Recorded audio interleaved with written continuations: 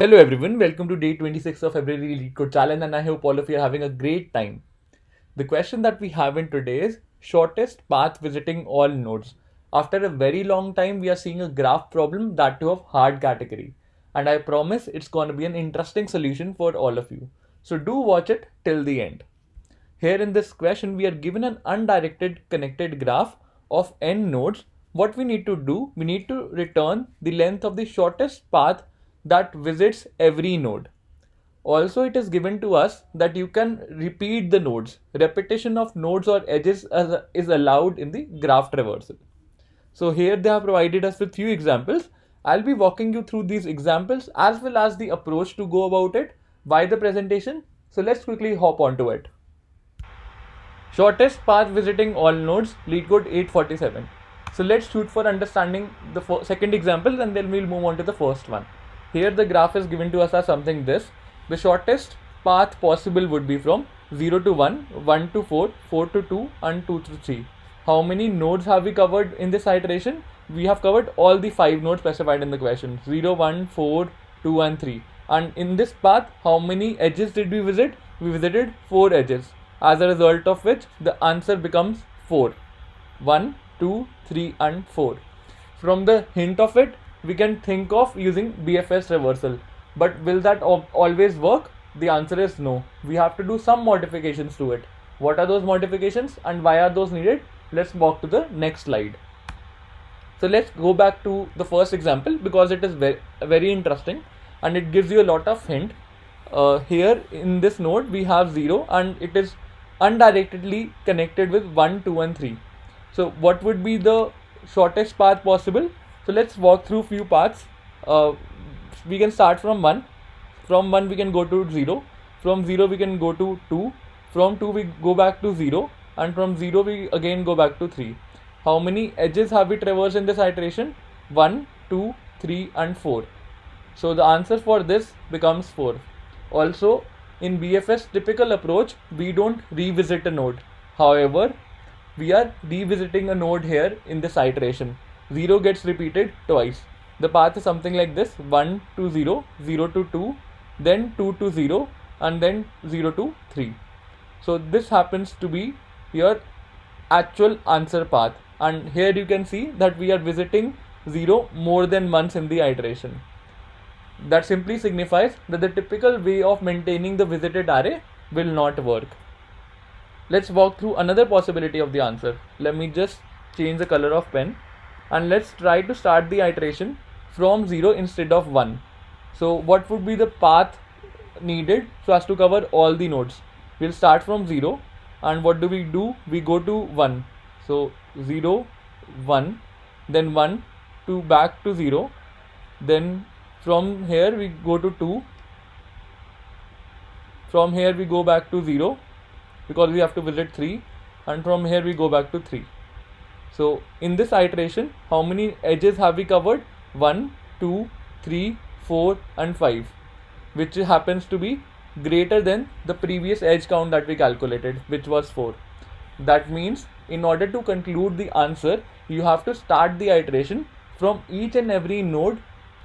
We need to start the BFS iteration from each possible node given to us. Otherwise, if we miss that will lead to incorrect result.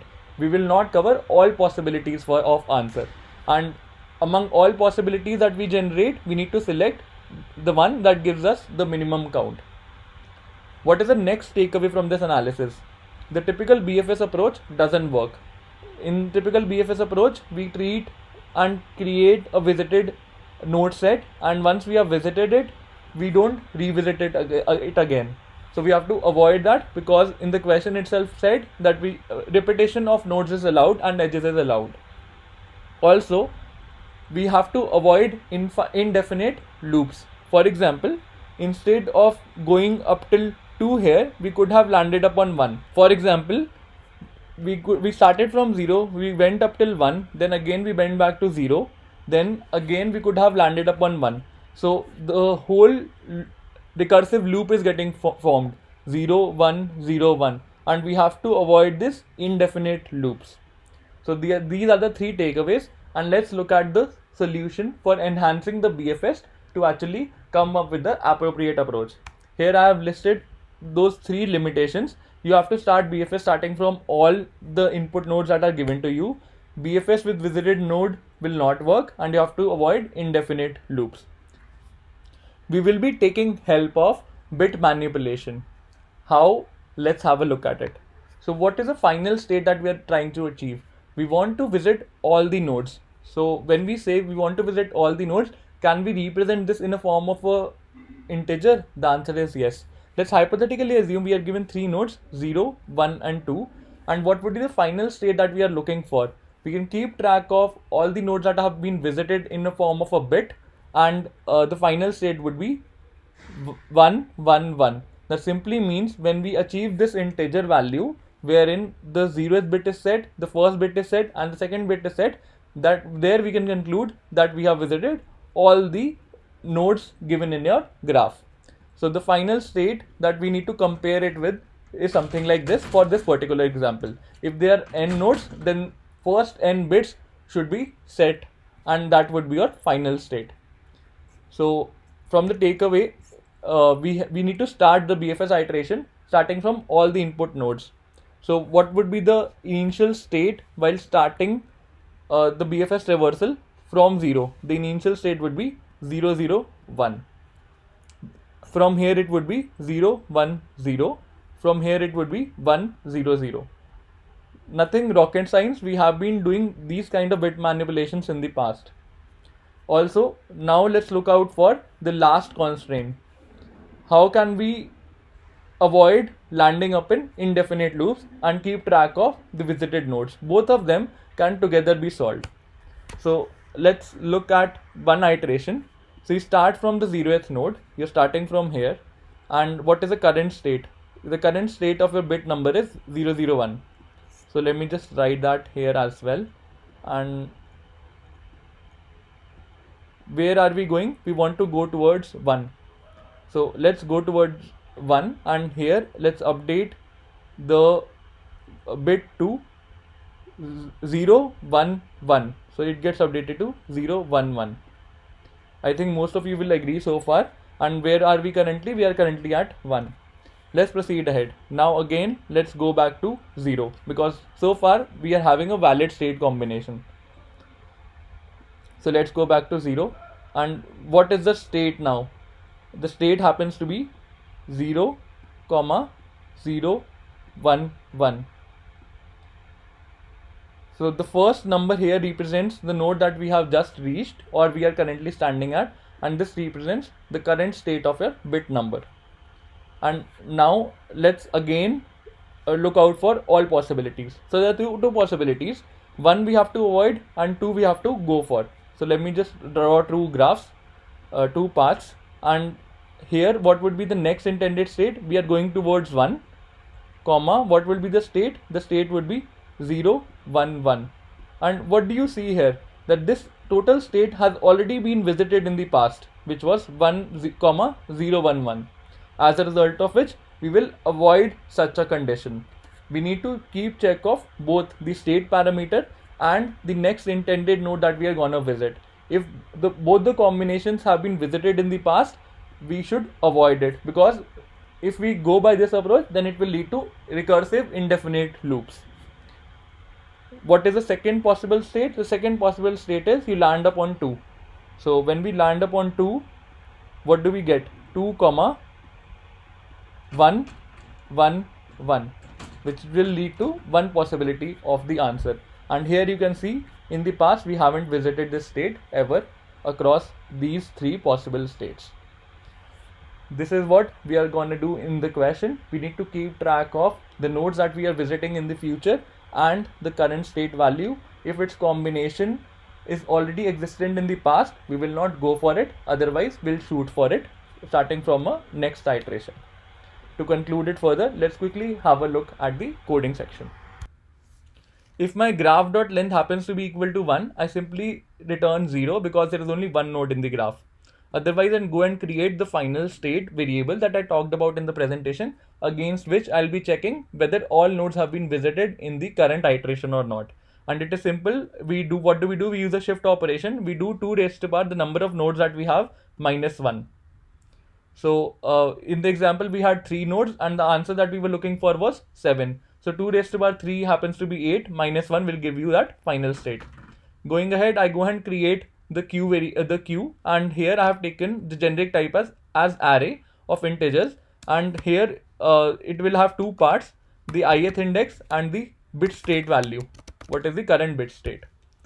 So we are going ahead and adding each node one by one into my queue.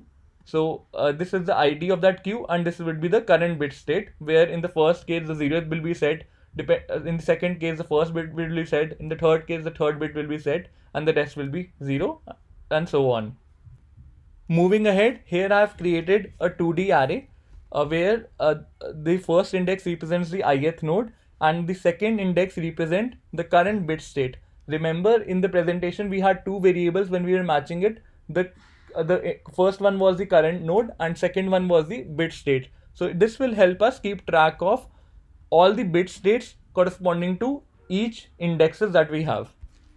Let's proceed ahead, and now it's pretty simple and straightforward. We will simply use the typical BFS approach that we usually write. So I have created a shortest path variable that will actually help us return the answer.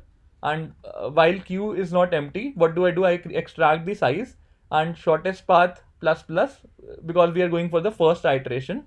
I pull out the topmost head from the queue. The first part will represent the ID and the second part will represent the bit state of the visited node that we have been generated so far. What do? I go to the neighbors of the current graph. I go and update my bit state value as given the fact that we are visiting the current neighbor, and I perform the shift operation to update my previous bit state and generate the newer one. If my visited map at the ith neighbor corresponding to this bit state, so this is the same validation that I'm currently doing that we showed in the presentation. We had 2 variables there, the node ID and the state value. If in the visited map it says it has already been visited, we'll simply skip it up. Here I have provided us with you an example to walk through. You can solve it by yourself. Otherwise, if it has not been visited, what do? We set it up.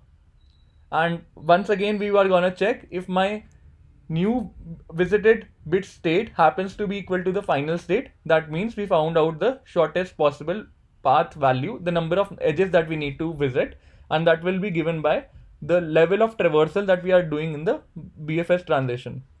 Moving ahead, we simply go and add the neighbor and the new visited bit state that you have generated into the queue for the next iteration. In the end, we simply return a -1 if you are not able to find any valid possible answer. So let's try this up. Accepted, it is 85% faster, which is pretty good, and in terms of memory it's also fine. This brings me to the end of today's session. I hope you enjoyed it. If you did, please don't forget to like, share and subscribe to the channel. Thanks for viewing it. Have a great day ahead, and if you are interested in more questions of the graph series, I am attaching the link in the description below. Do check them out.